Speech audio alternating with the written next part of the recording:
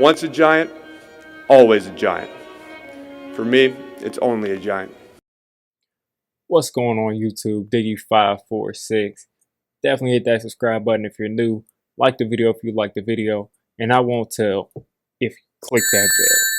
But let's go ahead and get into this. Alright, so I've made some videos about Daniel Jones in the last couple of weeks. And it's been a hot topic because Daniel Jones has been putting in the work. So if Daniel Jones is putting in this much work, I have to put in that much work to appreciate the work that Daniel Jones is putting in. I got to. I can't just let this be ignored because the Daniel Jones haters are swarming. They're swarming around here and they're trying to convert innocent Giants fans into Daniel Jones haters. You got Cowboys fans hating on Daniel Jones because of something that Bart Scott said on on ESPN, saying that Daniel Jones is more athletic than Dak Prescott because Daniel Jones is running almost fast enough to get ticketed in the school zone, and Dak Prescott he's not that kind of athletic. I had that whole debate on Twitter. Dak Prescott is a different kind of athlete than Daniel Jones. They have two different types of athleticism. But going back to my point, all this hate has been thrown at DJ. You got Washington fans who have never beaten this, piss poor quarterback that they try to talk about. They've never beaten him. For some reason, they feel like they have this ownership and that they're just so much better than what we're putting on the field, but they've never beaten Daniel Jones. And then the Eagles fans, of course, they like to talk about the trip, but who let the guy run 80-something yards and who put the pass that would have won that game right in the breadbasket until someone dropped it? And then who the next game ran one in and ended up beating you? So I don't want to hear this. I mean, the Cowboys, you can talk, but the last time Daniel Jones was on the field, he was beating the Cowboys. Now, Dak wasn't there, blah, blah, blah. But it's not really about this. I'm not going to say I've never, because we've seen Eli Manning for years. We saw this guy who watched every single play after the season. Every single play was watched by Eli Manning that he played, and he broke down every single play at the end of the season.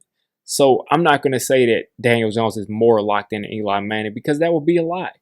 But I'm going to say right now that no quarterback in the NFL is as locked in, or not is as locked in, but no quarterback in the NFL is more locked in, and no quarterback in the NFL is working harder than Daniel Jones. We've seen him, as Logan Ryan say, he's not asking these guys to come out to work out with him as far as the receivers. He's paying for these wide receivers to work out. He's sending cars and sending planes to go pick up these guys to work out with him. He's this dedicated about it. He's not saying meet me over here. He's saying meet me over here with flight details. When these guys can't come and meet with them, he's going out and working out with Jamison Crowder at Duke.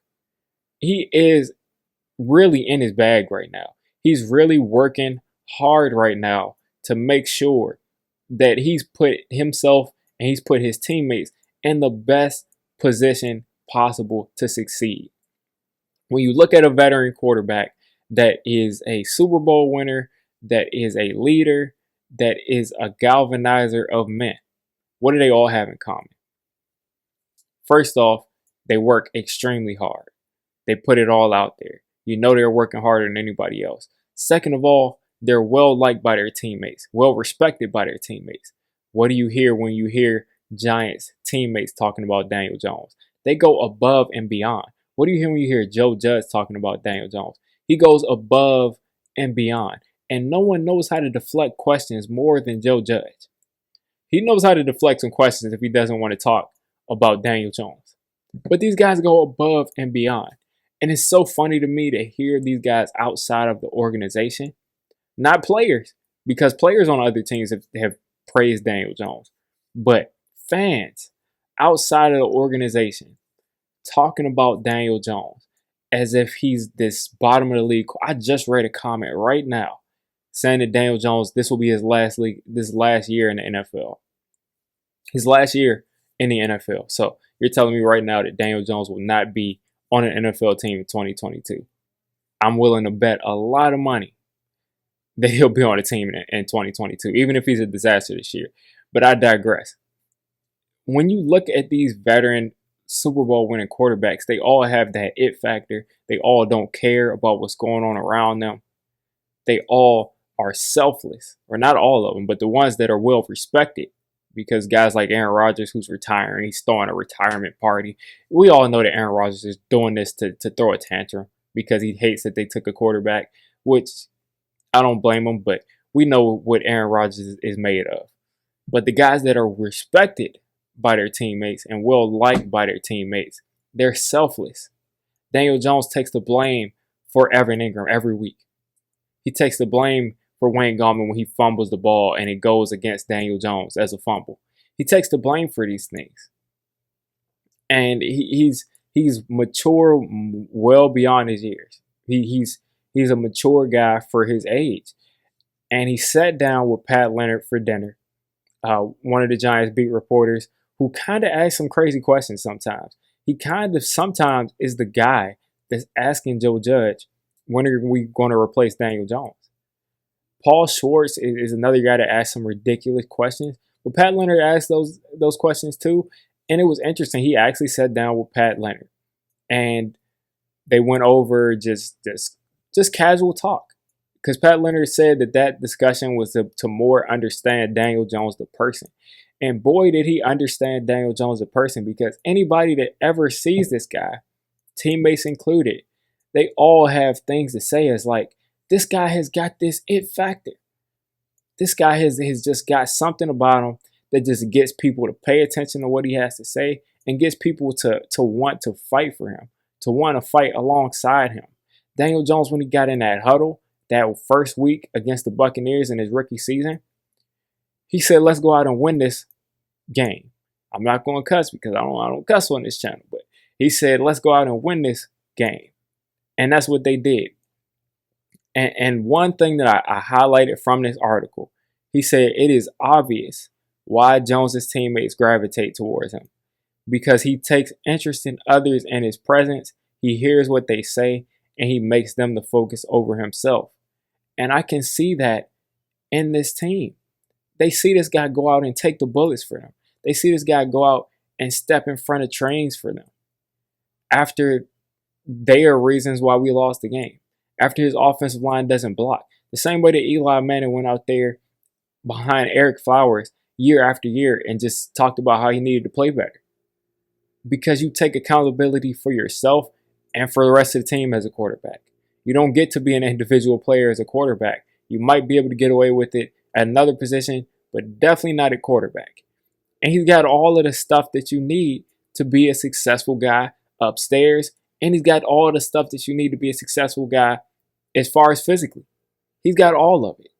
And he's been working on pocket mobility and escaping the pocket and throwing on the run. I can't wait to see how that shows itself on the field. Some more things from the meeting with Pat Leonard. He didn't drink coffee because it was too late. He didn't order dessert. He didn't even want to touch the macaroni and cheese they gave him because it's so close to the season. He's that locked in. He's a guy that stared right into Pat Leonard's soul, didn't break eye contact, and was really listening to what he had to say. He said he really genuinely looked like he wanted to hear how Pat Leonard's career was moving from a guy that wanted to be a beat reporter to moving up that ladder. He's a guy that really is able to connect with anybody. And that's not just about being a rah guy. That's about being a people person, a person that can connect with other people. And at the end of the day, Daniel Jones, we've seen this. I'm very convinced that he's going to win a Super Bowl with the Giants.